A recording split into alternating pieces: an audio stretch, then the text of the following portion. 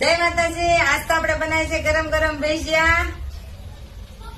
તો જે કોઈને ખાવા હોય તો કોમેન્ટમાં લખશો અમારા વાલા. ને હા, આપણે આગળ રીલ બનાવી હતી, ખબર હોય તો વરસાદમાં, કે આપણે ગરમ ગરમ ભજીયા બનાવવાના છે. તો જો હું ભજીયા બનાવું છું.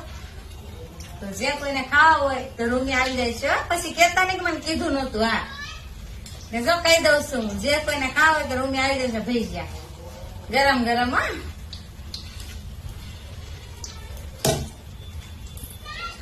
ધગી જાય ને તો ફરકોલા પડી જાય.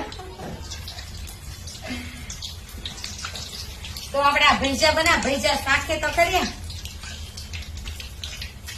બહુ મીઠા છે, ખાવા હોય તો કોમેન્ટ કરવાનું ભૂલતા ને મારા વાલા.